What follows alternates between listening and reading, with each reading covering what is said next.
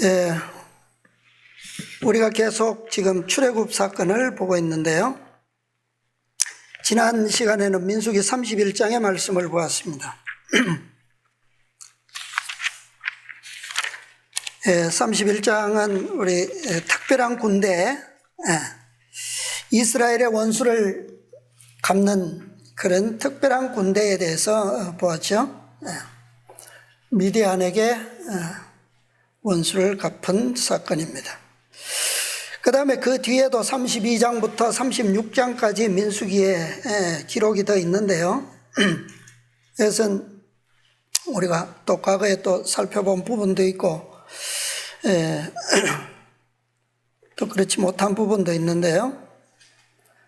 32장에서는 요단강 동편에게 땅을 먼저 미리 청구했던 지파들, 누굽니까? 루벤과 갓과 므낫세 지파, 이 두 지파 반이 땅을 미리 요구했죠. 그런데 이들은 성소를 중심으로 보면 이스라엘 군대가 12지파가 진을 쳤잖아요. 둘러가면서. 이 세 지파가 붙어 있어요. 남쪽에 루벤기에 속한 루벤과 갓이 있고, 그 다음에 그 북편에 므낫세 지파가 붙어 있습니다. 저들이 아무래도 다른 지파들보다는 교류가, 왕래가 가깝겠죠. 그런 면이 있어요. 그 다음에 33장에 가면 출애굽 40년 동안 여정을 했던 그 진친곳 42곳의 장소들이 기록되어 있습니다. 자, 이것은 우리가 또 다른 말씀들과 함께 과거에도 살펴보았고 또 더 연구하면 좋겠죠. 그 다음에 34장에서는 가나안 기업의 경계를 정하고 있고요. 그 다음에 그 땅을 분배를 어떻게 할 것인지 책임자들을, 맡을 자들을 기록하고 있습니다. 그 다음에 35장에서는 레위인들에게 주어질 기업 48성읍이 그들에게 주어졌습니다.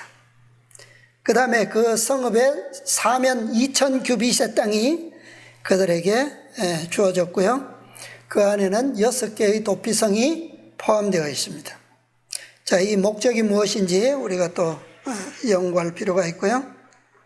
그 다음에 마지막 36장에는 우리 과거에 보았지만 슬로브아스의 딸들에게 주어진 그 기업을 지키기 위해서 그 딸들이 지켜야 할 결혼 지침, 원칙이 거기에 주어져 있어요.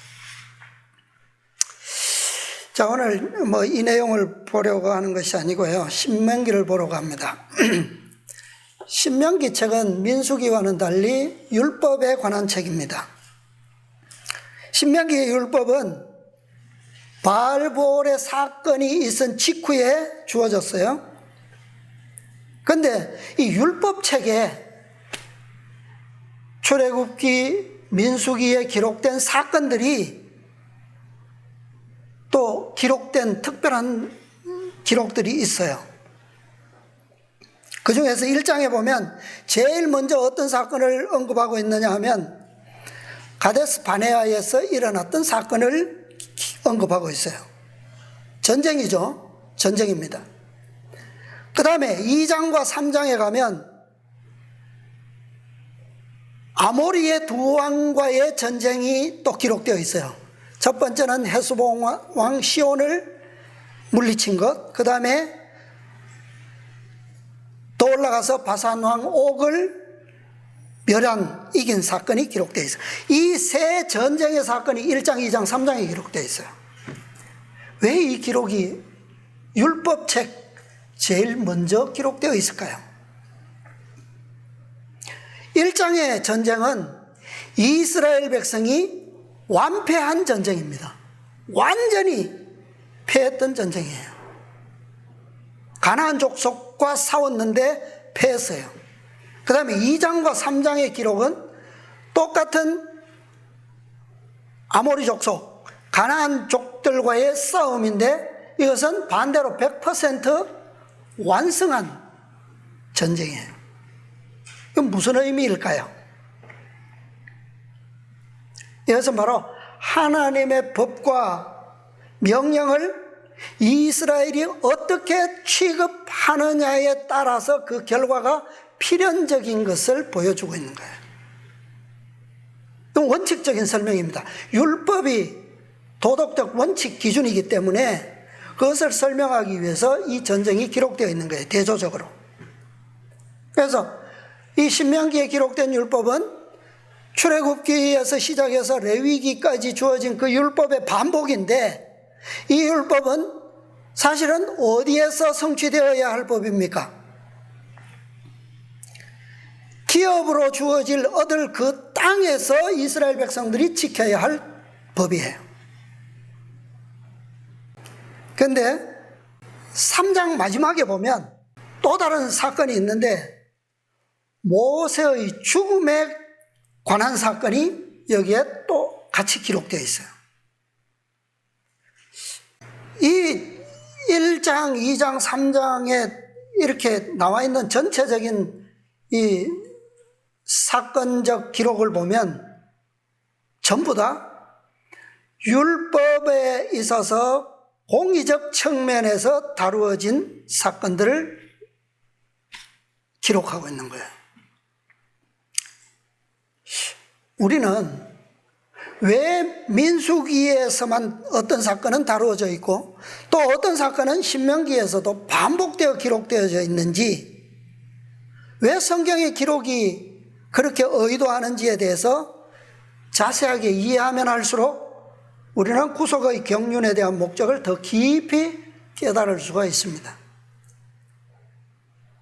자, 이제 우리가 오랫동안 이 출애굽 사건을 보아왔는데요. 이제 40년 광야의 여정이 거의 마쳐져 갑니다. 자, 오늘은 그 사건들 중에서 신명기 3장 후반부에 기록되어 있는 모세의 죽음과 관련된 사건을 좀 보려고 합니다. 자, 먼저 신명기 34장을 보겠습니다. 1절부터 마지막 절까지 다 같이 보겠습니다. 신명기 34장 1절부터 봅니다.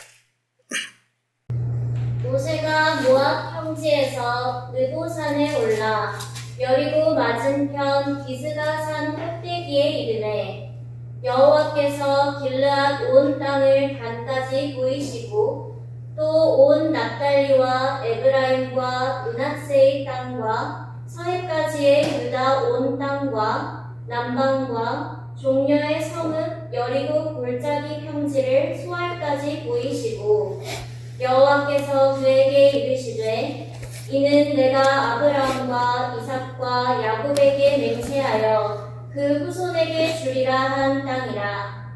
내가 내 눈으로 보게 하였거니와 너는 그리로 건너가지 못하리라 하시매, 이에 여호와의 종 모세가 여호와의 말씀대로 모압 땅에서 죽어 벳돌 맞은편 모압 땅에 있는 골짜기에 장사되었고 오늘까지 그 묘를 아는 자 없으니라.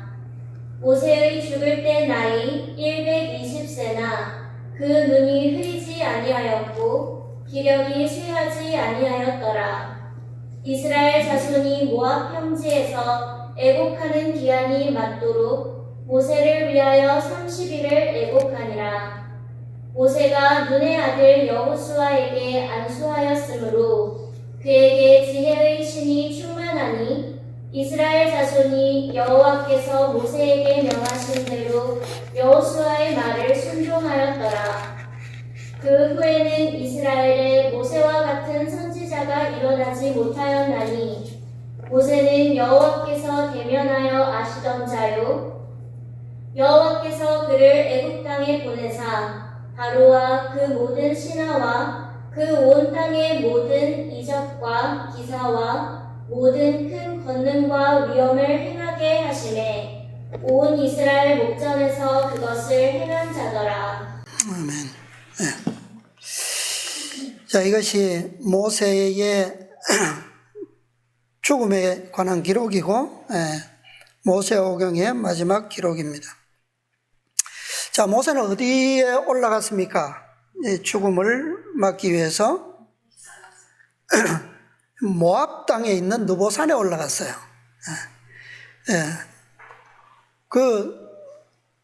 본래 모압 땅은 그 주리라고 약속한 기업의 땅은 아닙니다. 그런데 이 땅을 하나님께서 허락하셨고 지금은 이스라엘 두 지파 반에게 기업으로 주어졌어요. 근데 여기에 기록에는 모압 땅이라 그랬습니다. 분명히. 모압 땅 느보산에 올라가 이 산맥 이름을 갑자기 잊어버렸네요. 그 산맥에 많은 봉우리들이 있는데 이 비스가산이 이 가나안 지경을 멀리까지 이렇게 전경을 내려다 볼 수 있는 그런 높은 산이라고 그렇게 알려져 있습니다. 거기 올라가서 모세가 무엇을 봤어요? 약속의 땅으로 주신 그 동서남북을 다 끝까지 이렇게 눈으로 볼 수가 있었습니다. 눈으로 볼 수는 있었는데 뭐 할 수는 없었다고요, 모세는? 요단을 건너 그리로 들어갈 수는 없었어요. 자, 모세가 올랐던 산 아바림 산맥인가 생각이 나네요. 아바림. 자, 그 모압 땅 그 비스간 꼭대기는 우리가 영적으로 본다면 죄인인 인간으로서 이 세상에서 오를 수 있는 이상의 최고의 경지가 바로 모세가 올랐던 산의 경지다. 우리가 그렇게 좀 생각해 볼 수도 있어요. 왜냐하면 모세의 죽음은 죄의 결과로 죽은 게 아니에요. 죄로 인하여 가나안에 들어가지 못한 겁니다. 결과적으로 보면 그게 같은 게 아니냐. 그죠? 그런데 우리는 같은 결과일지라도 그 원인과 결과에 대해서 우리는 좀 또 다르게 좀 이렇게 이해할 수 있으면 좋겠습니다. 그의 몸이 어때요? 모세가 지금 몇 살입니까? 120세인데 그의 몸이 어때요? 120세면 그 세대의 사람들 중에는 평균 이상의 수명을 사는 겁니다. 사는 거예요. 그죠? 그런데 모세의 몸이 어떻다고요? 눈이 흐리지 않고 기력이 쇠하지 않았다.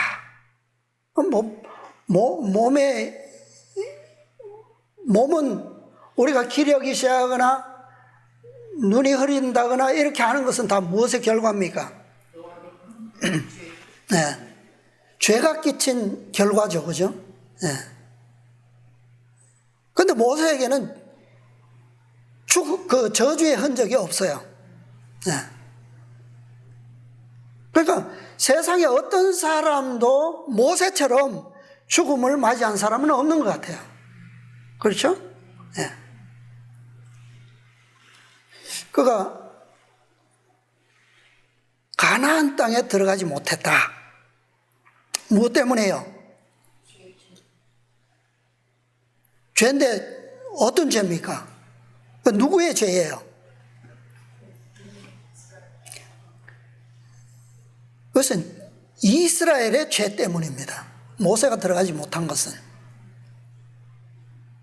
이것도 우리가 결과적으로 따지면 이스라엘 백성들이 아무리 그렇게 완악하고 완고한 태도로 불평불만을 일으킬지라도 지도자인 그는 그렇게 해서는 안 돼. 결과적으로 죄는 누가 저지른 겁니까? 모세 자신이 한 거죠.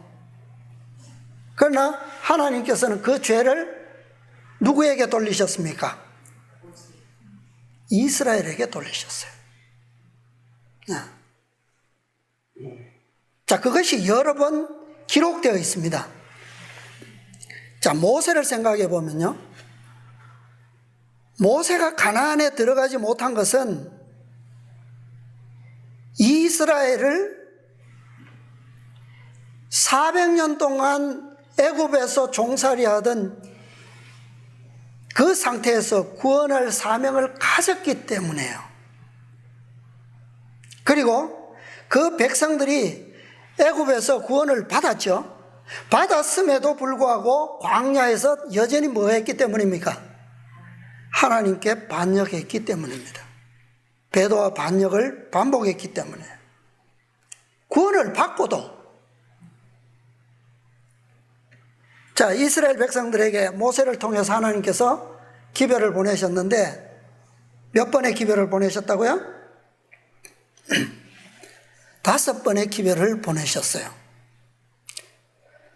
첫째와 둘째 기별을 통해서 400년 종살이에서 완전한 구원을 이루어 주셨죠. 네, 구원해 내셨어요. 그 구원에 대한 것을 시내산에서 셋째 기별을 통해서 언약으로 맺으셨어요. 확정하셨어요. 자, 이 셋째 이미 구원되었으면 된 것이지 뭐 또 굳이 돌비로 확정하고 인칠 필요가 있느냐? 이것은 아직은 그들이 어디에 있기 때문입니까? 아직은 광야에 있어요. 그죠? 아직은 약속하신 땅에 이르지 못했어요. 애굽으로부터의 구원은 이루어졌지만 어디에는 가지 못했습니까? 가나안에는 들어가지 못했어요. 그러므로 이 두 돌비를 통한 증서는 앞으로도 온전히 과거처럼 400년에서 완전한 구원을 이루어 주신 것처럼 앞으로도 온전히 뭐 하실 것을 구원하실 것에 대한 약속이기도 한 겁니다. 그런데 그 돌비의 언약이 어떻게 됐어요? 40일 만에 깨져버렸어요. 40일 만에. 백성들은 멸망의 위기에 처했습니다. 그때 어떻게 했어요, 모세가? 저들의 죄를 사하시고 그 대신에 내 이름을 생명책에서 지워주십시오. 그들의 운명과 자신의 운명을 어떻게 해요? 바꾸어 주시도록 구했습니다. 하나님께서 응답하셨습니까? 허락해 주셨어요. 그래서 모세는 다시 40일 동안 시내산에 올라가서 언약을 새롭게 하고 내려왔어요. 그런데 그 언약은 어떻습니까? 두 번째 다시 새로운 돌비에 기록된 언약을 가지고 내려왔는데 그건 얼마나 갔어요? 그 언약은 네 번째 기별이 주어진 가데스에서 또다시 깨어져요. 다시 모세는 그들의 죽음의 운명을 함께 나누기로 합니다. 정탐꾼들이 가나안에 가서 정탐했던 날수 40일, 그 40년을 함께 돌다가 모세는 그들과 함께 죽어야 했다는 말이에요. 모세가 가데스에서 반역에 동참했나요? 그런데 운명은 어때요? 그들과 같이 40년 동안 광야를 돌았고 결국에는 약속의 땅에 들어가지 못하고 죽게 된 겁니다. 그런데 12 정탐꾼들이 40일 동안 가나안을 정탐했잖아요. 그런데 모세도 사실은 약속의 땅을 정탐한 사람입니다. 지금 그가 어디에 있어요? 비스가산 꼭대기에서 약속의 땅을 사면을 다 바라보고 있죠. 그리고 미래의 그 백성들이 누리게 될 것을 다 계시를 통해서 봅니다. 그런데 모세가 정탐한 약속의 땅은 그 땅이 아니에요. 어떤 땅이죠? 모세는 시내산 위에서 미리 경험했어요. 40일 동안. 미리. 그게 진짜 약속의 땅이에요. 모세가 본 것. 하나님과 교제하면서 그는 진짜 우리가 구원을 통하여 얻게 될, 누리게 될 땅이 어떤 땅인지를 그는 시내산 위에서 먼저 본 겁니다. 그러고 내려와서 그 언약이 깨어졌을 때 그는 그것을 어떻게 해요? 포기하고 자신이 누릴 수 있었던 것을 포기하고 이스라엘 백성들과 함께 운명을 같이 하기로 한 겁니다.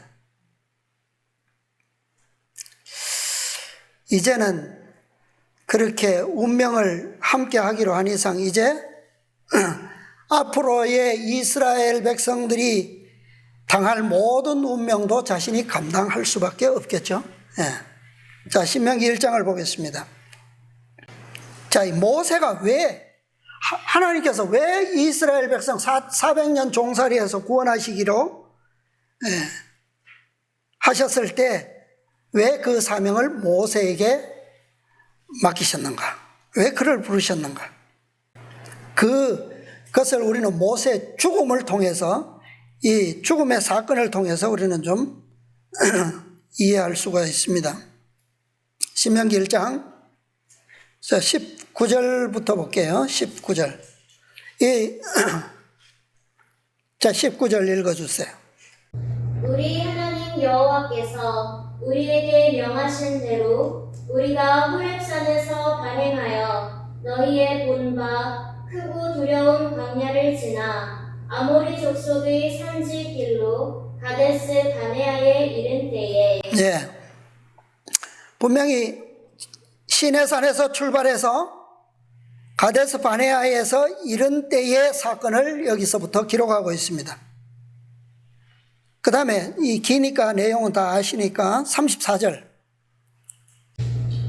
여호와께서 너희의 말소리를 들으시고 노하사 맹세하여 가라사대 이 악한 세대 사람들 중에는 내가 그들의 열조에게 주기로 맹세한 좋은 땅을 볼 자가 하나도 없으리라. 오직 여분네의 아들 갈렙은 온전히 여호와를 순종하였은즉 그는 그것을 볼 것이요 그가 밟은 땅을 내가 그와 그의 자손에게 주리라 하시고 여호와께서 너희의 연고로 내게도 진노하사 가라사대 너도 그리로 들어가지 못하리라. 너의 종자 눈의 아들 여호수아는 그리로 들어갈 것이니 너는 그를 감독케 하라. 그가 이스라엘에게 그 땅을 기업으로 얻게 하리라. 또 너희가 사로잡히리라 하던 너희의 아이들과 당일에 선악을 분변치 못하던 너희 자녀들 그들은 그리로 들어갈 것이라. 내가 그 땅을 그들에게 주어 산업이 되게 하리라. 너희는 회정하여 홍해길로 하여 광야로 들어갈지니라 하시매. 예. 자, 이 기록을 보면 이 사건이 무슨 내용인지 이해가 되시죠? 예, 민수기 14장부터 일어났던 그 역사적 사건들을 이 신명기에서 지금 반복 회고하고 있는 겁니다. 자, 이것은 어디에서 일어난 사건이라고요? 가데스 바네아에서 있었던 사건이에요. 그런데 37절에 보면 이상하지 않아요? 여호와께서 뭐라고요? 너희의 연고로 내게도 진노하사 가라사대 너도 그리로 들어가지 못하리라. 아니 이게 지금 무리바가 아니고 분명히 가데스입니다. 가데스인데 이 말씀이 기록되어 있어요. 갈렙도 들어가고 여호수아도 들어갈 수 있었는데 모세는 들어갈 수가 없었어요. 모세가 반역했나요? 가데스에서? 당일에 선악을 분변치 못하던 어린아이들도 들어가는데 모세는 들어갈 수 없었습니다. 왜요? 왜 그렇죠? 모세는 뭐가 다릅니까? 위치가 다르죠, 그죠? 위치가 달라요.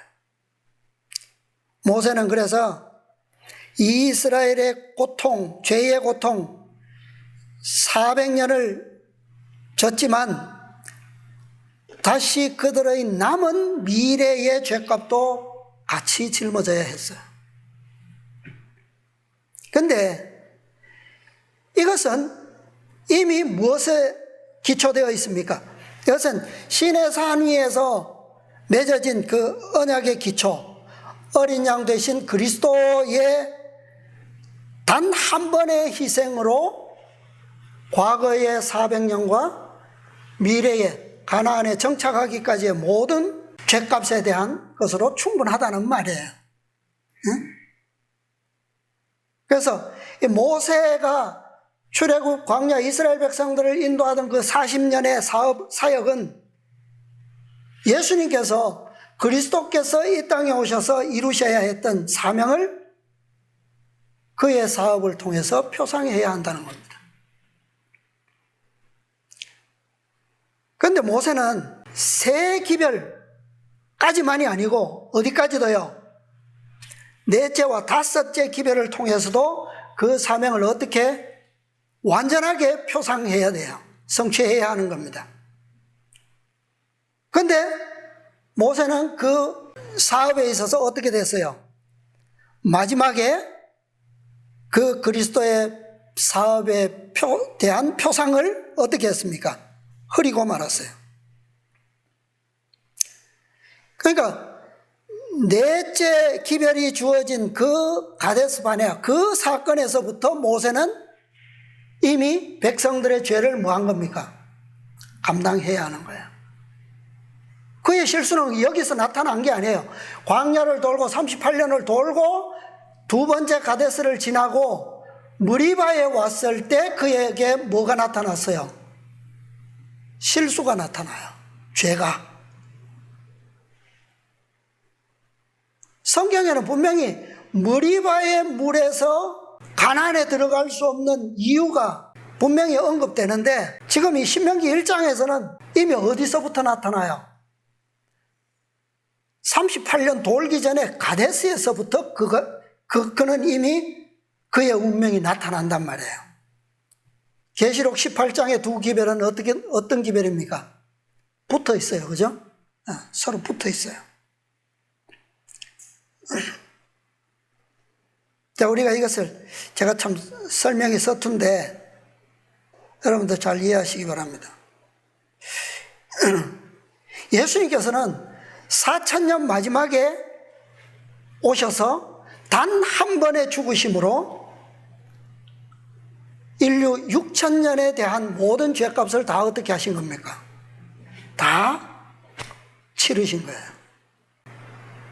그 4000년 정점에 세워진 그 십자가의 그 정서로 말미암아 앞으로 있게 될 승리자들의 모든 죄값도 다 어떻게 해요? 다 치를 값이 충분하다는 겁니다. 그런데 모세는 그 다섯째 기별이 주어질 당시의 무리바 그곳에서 마치 그리스도께서는 다시 4000년에 치르셨지만 또 남은 세월 동안의 죄를 위하여 다시 십자가에 돌아가셔야 되는 것처럼 구속의 표상을 나타냈어요. 그게 무리바의 죄입니다. 자, 계시록 18장의 두 기별은 셋째 천사의 기별과 마찬가지로 그리스도의 의의 기별로 동일한 뭐요? 십자가의 희생을 기초로 하고 있죠. 그래서 계시록 18장의 기별은 허위 선지자가 여러 번 그 기별은 셋째 천사의 기별과 동일한 기별이라고 말씀하고 있습니다. 자, 보좌 선지자 한 말씀 보겠습니다. 보좌 선지자 478쪽. 만일 모세의 생애가 가데스에서 저질러진 죄, 곧 바위에서 물을 내게 하는 사건에서 하나님께 영광을 돌리지 아니한 그 한 가지 죄로 더럽혀지지 않았더라면 그는 약속의 땅에 들어갔을 것이며 죽음을 보지 않고 어떻게 해요? 하늘로 승천했을 것이다. 몇 가지 죄요? 한 가지 죄입니다. 한 가지 죄. 모세를 가나안에 들어가지 못하게 하고 죽음을 보지 않고도 하늘로 승천할 수 있었음에도 그렇게 되지 못한 그를 더럽혔던 그 죄, 그것은 어떤 죄입니까? 누구의 죄입니까? 모세가 자신의 이기적 욕망이나 야심이나 어떤 그런 걸 위해서 그렇게 죄를 저질렀나요? 그것은 이스라엘의 죄입니다. 그렇죠? 그래서 그는 이스라엘의 운명, 가데스에서 주어졌던 그 운명을 함께 지게 된 거예요. 모세가 그러면 고의적으로 그러면 무리바에서 저지른 것처럼 설명이 될 수도 있는 것 같죠?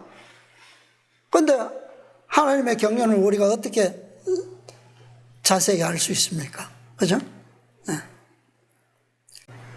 그 34장 마지막 세 절을 다시 한번 볼게요. 10절부터 12절입니다. 그 후에는 이스라엘에 모세와 같은 선지자가 일어나지 못하였나니 모세는 어떤 자요?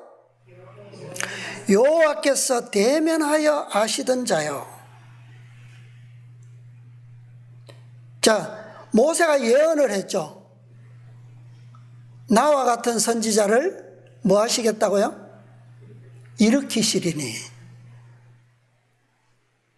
그가 누굽니까? 그가 누구예요? 그가 그리스도시죠. 그죠?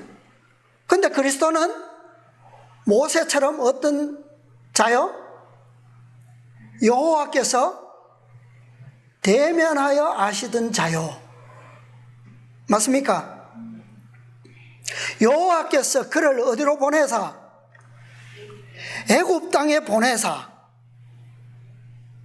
바로와 그 모든 신하와 그 온 땅에 모든 이적과 기사와 모든 큰 권능과 위엄을 행하게 하시매. 또 누가 그랬어요? 모세가 그랬던 것처럼 여호와께서 그 아들을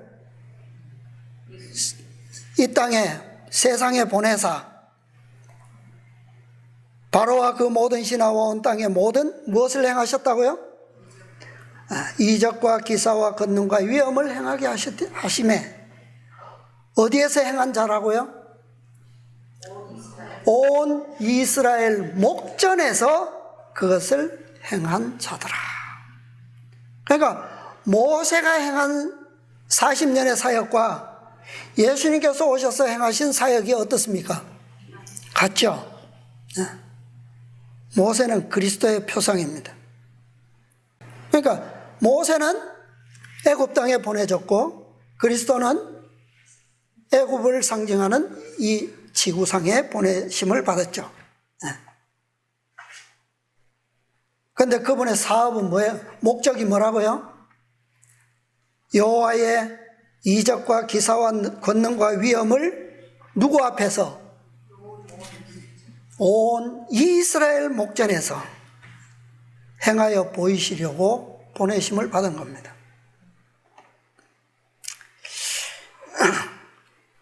자, 제가 이 모세 죽음에 대해서 이 예언의 신의 말씀을 좀 많이 드릴 게 많은데 시간이 없으니까 성경절만 좀 보겠습니다. 민수기 27장요. 민수기 27장 12절로 14절입니다. 여호와께서 모세에게 이르시되 너는 이 아바림 산에 올라가서 내가 이스라엘 자손에게 준 땅을 바라보라. 본 후에는 내 형 아론에 돌아간 것 같이 너도 조상에게로 돌아가리니 이는 신 광야에서 회중이 분쟁할 때 너희가 내 명을 거역하고 그 물가에서 나의 거룩함을 그들의 목전에 나타내지 아니하였음이니라. 이 물은 신 광야 가데스의 무리바 물이니라. 네, 이 신광야, 진광야입니다. 원래 진광야. 그 다음에 신명기. 자, 여기서는 분명히 민수기 27장에서는 가나안 땅에 들어가지 못하고 죽어야 하는데 그 이유가 뭐라고요? 무리바에서 이스라엘 목전에서 거룩함을 나타내지 아니한 것 때문이다 그랬어요. 그죠? 자, 그 다음에 신명기 3장. 신명기 3장 23절로 29절입니다. 그때에 내가 여호와께 간구하기를 주 여호와여 주께서 주의 크심과 주의 권능을 주의 종에게 나타내시기를 시작하셨사오니 천지간에 무슨 신이 능히 주의 행하신 일 곧 주의 큰 능력으로 행하신 일같이 행할 수 있으리이까. 구하옵나니 나로 건너가게 하사 요단 저편에 있는 아름다운 땅 아름다운 산과 레바논을 보게 하옵소서 하되 여호와께서 너희의 연고로 내게 진노하사 내 말을 듣지 아니하시고 내게 이르시기를 그만해도 족하니 이 일로 다시 내게 말하지 말라. 너는 비스가 산 꼭대기에 올라가서 눈을 들어 동서남북을 바라고 내 눈으로 그 땅을 보라. 네가 이 요단을 건너지 못할 것임이니라. 너는 여호수아에게 명하고 그를 담대케 하며 그를 강력케 하라.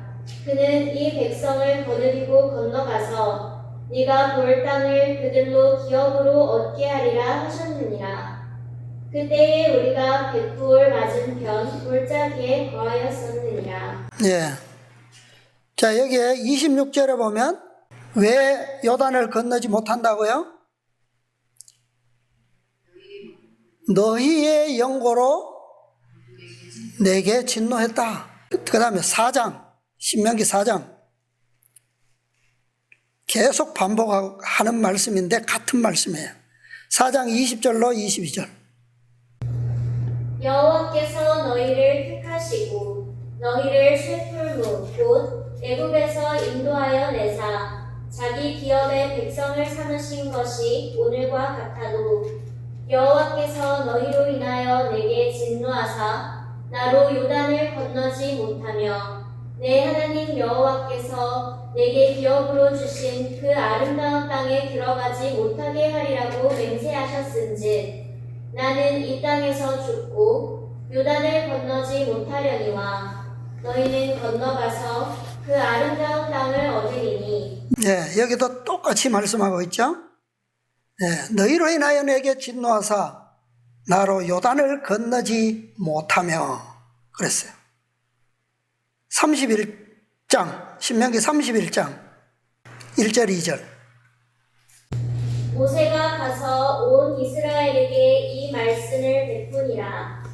곧 그들에게 이르되 내가 오늘날 120세라 내가 더는 출입하기 능치 못하고 여호와께서도 내게 이르시기를 너는 이 요단을 건너지 못하리라 하셨느니라. 네, 여기서도 그의 운명을 분명히 말씀하고 있습니다.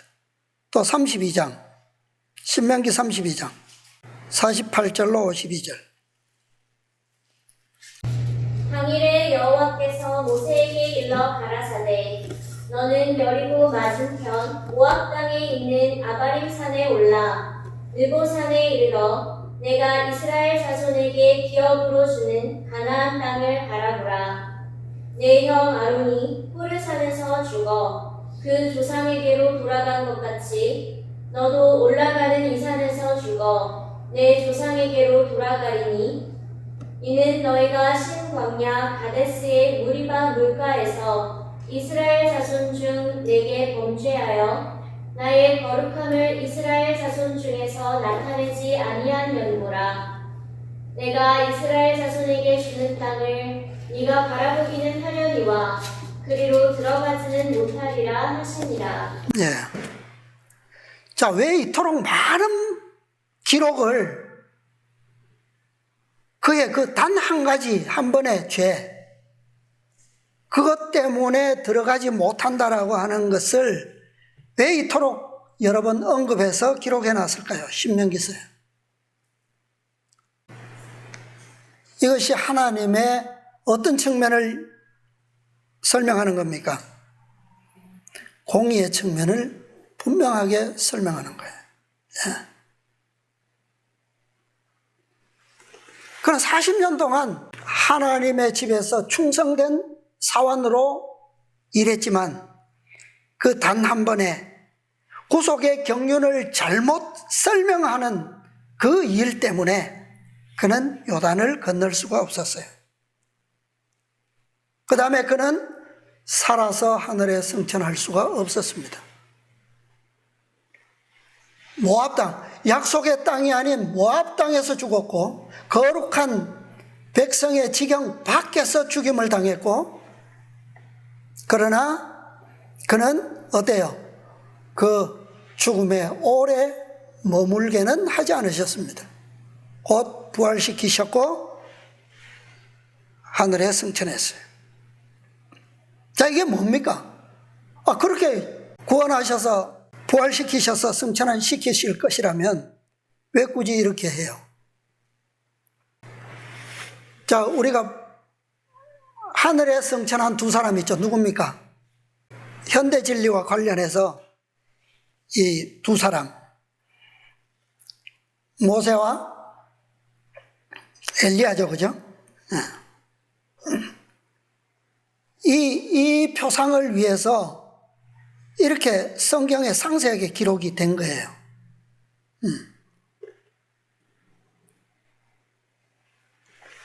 모세는 구원받을 허다한 무리의 상징으로서 그는 무덤에서 쉬어야만 했다라고 하는 것이죠. 그리고 그는 지상 거민들 중에서 가장 첫 번째로 부활한 사람입니다. 모세 이전에는 부활한 사람이 없어요. 에녹은 죽지 않고 살아서 승천한 사람이고 죽은 자로서 부활한 사람은 없습니다.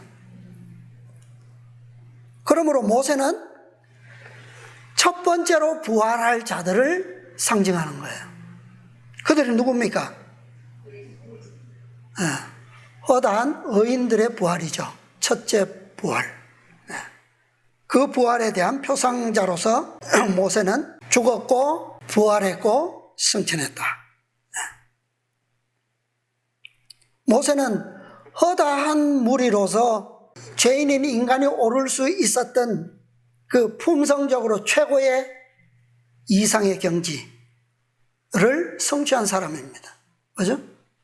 지면의 사람 중 모세처럼 온유한 자가 없다 그랬어요. 온유한 자가 무엇을 차지한다고요? 땅을 기업으로 찾는다. 얻을 것이며. 모세의 죄는 일반적으로 우리가 생각하는 십계명을 범한 죄가 아니에요. 무슨 죄입니까? 구속의 경륜을 완전히 이해하지 못한 죄예요. 설명하지 못한 죄입니다. 오늘날 이 죄는 우리에게 해당하는 죄란 말이에요. 모세는 그것으로부터는 자유하지 못했지만 죽었지만, 그러나 미래에 일어날 구속의 경륜의 계시를 볼 수 있는 특권은 누렸어요. 만약에 그것을 제대로 이해하고 제대로 설명할 수 있었더라면 그는 훗날 일어날 그런 계시들을 전체를 보지 않아도 예수님께서 오셔서 이루실 사업까지만 봤어도 알 수 있었겠죠. 그런데 그 훗날의 역사까지도 그는 계시를 통해서 봤어요. 자, 오늘날 마지막 백성들 14만 4천인들은 모세와는 표준이 다릅니다. 우리는 구속의 경륜을 완전히 이해하는 자들이어야만 됩니다. 구속의 경륜을 잘못 전한다면 결과는 실패로 끝날 거예요. 모세처럼. 모세의 죽음이 어느 시점에서 이르러 왔습니까? 일요일 법령이 내리고 벳보올의 배도의 사건이 이스라엘 백성들 가운데서 분명히 선인과 악인이 완전히 분리된 상태에 의해서 그 사명을 마치고 모세의 죽음이 왔어요. 오늘날도 마찬가지입니다. 그러나 그는 무엇은 건너지 못했다고요? 요단은 건너지 못했어요. 그것은 무엇을 의미하느냐 하면, 자, 모세의 죽음을 통해서 우리가 반드시 두 가지 기억해야 될 것이 있어요. 그게 성경에 오늘 계속 읽었지만 반복되는 말씀이에요. 첫 번째는 14만 4천이는 반드시 무엇을 통과해야 된다고요? 무엇을 건너야 된다고요? 요단강을 건너야 됩니다. 반드시. 물론 우리는 이 늦은 비 전에 14만 4천인 등 중에 들 자들이 잠든 자들도 있지만, 자, 마지막 때에 살아있는 의인들 중에는 그렇다는 말이에요. 살아있는 의인들. 그들은 반드시 무엇을 통과해야 된다? 늦은 비를 통과해야만 하는 것이 첫 번째 조건이에요. 그래서 계속 그 말씀이 뭐라 그랬어요? 너는 이 요단을 뭐하지 못하리라? 건너지 못하리라. 허다한 무리의 자격으로는 결코 이 때가 아니죠. 그죠? 때가 이미. 두 번째, 그는 단 한 번의 실수로 죽음을 보지 않고 승천할 수 없었어요.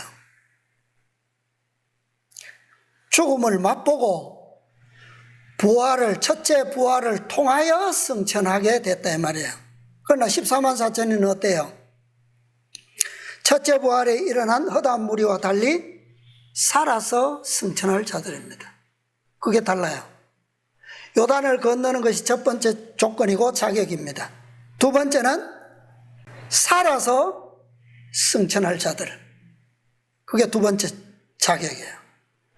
그래서 우리는 이 마지막 사건들을 통해서 그리고 구속의 경륜을 완전히 이해하는 한 백성으로서 이러한 성취를 이루어야 되는 겁니다. 그래서 계시록 18장의 기별을 통해서 구속의 경륜이 완전하게 계시록 14장의 인치는 기별과 함께 완전하게 증거하는 그런 백성이 되어야지만 사업이 마치는 거예요. 그런데 그것은 계시록 18장의 기별이 아니고서는 결코 완성될 수 없다라고 하는 거죠. 물론 그것이 증거되는 것은 품성의 영광을 통해서 그렇게 증거해야 되는 것은 물론입니다. 당연한 거예요. 우리는 사건적으로 구속의 경륜이 그렇게 되어야 된다는 것을 이해해야 된다는 거예요. 이것이 늦은 비를 받을 수 있는 자격입니다. 그리고 이것이 죽음을 보지 않고 살아서 승천할 자들의 자격이라는 거예요. 뭐 우리는 이 썩을 육신의 한계를 가지고 있기 때문에 잊어버릴 수도 있어요. 뭐 금방 보고 돌아서면 잊어버리고 금방 듣고 돌아서면 잊어버리고 그게 우리예요. 그러나 우리의 믿음은 어때요? 말씀을 받을 때에 오늘 교과에서 배운 것처럼 고넬료와 그 무리들이 어떤 마음으로 기다리고 있습니까? 하나님의 말씀으로 듣는 마음, 믿음, 그게 중요하다는 거예요. 그런 믿음 안에서 우리가 잠든다면 어때요? 우리는 살아서 뭐 할 수 있다고요? 승천할 수 있다는 거예요.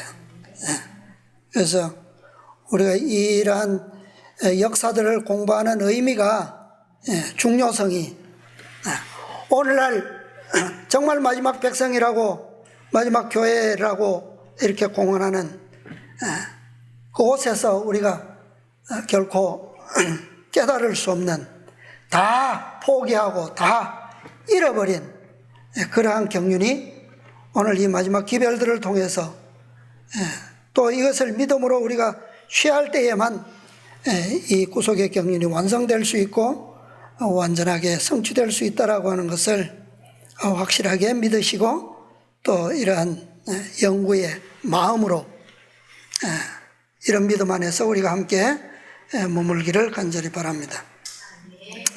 주님께서 도우셔서 이 모든 마지막 사건에는 반드시 무엇이 따른다고요? 예수님의 예언은 틀림이 없습니다. 한 집에 5사람이 있어서 반드시 뭐 한다고요? 분쟁할 수밖에 없습니다. 우리가 그것이 두렵거나 그 희생을 우리가 감당하기에 우리가 마음이 싫어한다면 우리는 완성할 수 없어요. 무엇이 올지라도요? 죽음이 따를지라도 그것이 무엇이라면 그것이 하나님께서 우리에게 친히 주시는 말씀이라면 우리는 그것을 믿음으로 받는 백성입니다. 그 백성이 좋은 땅이에요.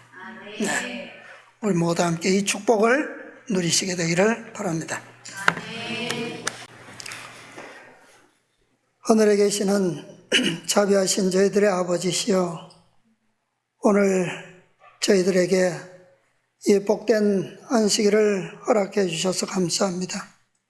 또 우리에게 아버지께서 이 6,000년 동안 비록 사단에게 내어주신 바 되었으나 아버지여 이 죄인들을 아버지 영원히 멸망치 않으시고 당신의 약속하신 그 유업을 얻게 하시기 위하여 당신의 아들을 보내시고 또 희생을 치르게 하셔서 우리로 하여금 그 땅을 다시 한번 회복받게 유업으로 받을 수 있도록 아버지의 그 구속의 경륜을 다시 한번 살필 수 있도록 은혜 주셔서오니 감사합니다. 아버지, 우리로 하여금 그 아름다운 땅에 갈 자격을 얻을 수 있도록 아버지의 기별들을 주셔서오니 감사합니다. 아버지의 그 말씀들을 온전한 믿음으로 받을 수 있도록 우리의 마음을 부드럽게 하시고 또 굳은 마음을 제하시고 아버지의 약속처럼 아버지의 비를 통하여 성령으로 적시게 하시고 그 말씀을 생명의 밭이 될 수 있도록 아버지의 인도하여 주시옵소서. 아버지여, 모세는 비록 요단을 건너지 못하고 죽었으나 아버지의 무한하신 자비와 또 그 희생의 은혜로 말미암아 아버지여 그를 잠시 동안만 무덤에 두셨다가 다시 일으키셔서 아버지여 그 땅에 들어가도록 구원하셨습니다. 아버지여, 우리는 그보다 더 큰 특권과 은혜를 허락하셨사오니 아버지여 우리로 담대함을 잃지 않게 하여 주시고 아버지여 믿음으로 끝까지 전진할 수 있도록 도와주시옵소서. 모세가 허다한 무리의 구원을 첫째 부활의 의인들을 표상했던 것처럼 아버지의 엘리야는 살아서 승천할 그 의인들을 14만 4천인들을 표상하는 것을 우리가 알고 있습니다. 아버지여, 우리를 엘리야처럼 인도해 주시고 엘리야가 어떠한 사명을 이 땅에서 행했고 또한 그가 좌절했지만 어떠한 믿음으로 회복받고 살아 승천했는지를 우리가 압니다. 아버지여, 그 은혜를 우리도 누릴 수 있도록 도와주시고 엘리야가 비록 한때는 좌절하여 이세벨을 피하는 도망가는 그러한 연약함을 보이기도 했지만 아버지와 다시 호렙산으로 가서 주님의 음성을 듣고 힘을 얻고 마지막 사업을 완수했던 것처럼 아버지와 우리의 믿음도 그렇게 생기를 얻고 마지막 사명까지 성취할 수 있도록 인도하여 주시옵소서. 아버지, 이 모든 일은 주님께서 우리를 위하여 이루어 놓으신 그 모든 성취된 사업들을 통해서 가능합니다. 아버지, 그 믿음의 모본을 우리가 따를 수 있도록 도와주시고 저희는 하나님의 계명과 예수 믿음을 지키는 자니라 하고 말씀하신 그 기별을 따라서 아버지여, 우리가 이제는 마지막 끝까지 이 세상에서 다가오는 어떠한 사단의 세력과도 두려워하지 않는 믿음과 용기를 지닐 수 있도록 도와주시고 인내함으로 우리의 구원을 온전히 이루는 백성 될 수 있도록 도와주시옵소서. 아버지여, 그리하여 아버지께서 6,000년 동안 재창조하실 그 구속의 경륜을 온전히 성취하실 수 있도록 우리를 축복해 주시고 참으로 그 영광 가운데서 우리가 아버지를 찬양하며 아버지의 능력 앞에 영광 돌릴 수 있는 우리 모두가 될 수 있도록 도와주시옵소서. 아버지, 이제 우리의 마지막 사건들이 일어날 환경들이 매우 무섭고 두렵습니다. 아버지여, 우리의 믿음을 잃지 않도록 도와주시고 말씀 위에 굳게 설 수 있도록 도와주시옵소서. 우리는 많이 배우지만 쉬 잊어버리고 또한 낙심할 때가 있습니다. 그러나 아버지여, 우리의 믿음은 항상 주님의 믿음을 따라서 우리의 마음이 항상 아버지 앞에 굴복되는 그런 부드러운 자세가 될 수 있도록 도와주셔서 그 온유한 심령이 항상 주님께서 승리하셨던 것처럼 그렇게 승리하실 것을 믿게 도와주시고 우리가 그 믿음을 따라갈 수 있도록 도와주시옵소서. 아버지여, 이제 무더운 여름이 시작되었습니다. 우리의 연약한 몸들을 아시오니 아버지여, 붙들어 주시고 우리가 항상 주님께서 가르쳐 주신 그 기별 안에서 건강함을 누릴 수 있도록 아버지여, 우리가 항상 일깨움을 받고 살아갈 수 있도록 도와주시옵소서. 또 사랑하시는 주의 종이 아직도 불편한 가운데서 또 고통 중에 이 안식일 있사오니 그러나 그 마음은 주님의 고귀한 약속과 그 구원의 약속으로 아버지여 평강과 쉼을 누리는 안식일 되도록 도와주시옵소서. 아버지여, 이 교회가 이제 당신의 종을 이름으로 당할 그 슬픔을 당치 않도록 우리를 도와주시고 이 교회가 승리하는 날까지 우리 모두 함께 할 수 있도록 축복하여 주시옵소서. 아버지의 이 안식일 남은 시간까지 주님께서 축복하시고 우리 모두가 나누는 모든 기쁨과 진리의 교제 안에서 이 안식일의 쉼을 풍성히 누릴 수 있도록 함께하여 주시옵소서. 모든 것 감사드리오며 우리 구주 예수님의 이름으로 기도드리옵나이다. 아멘.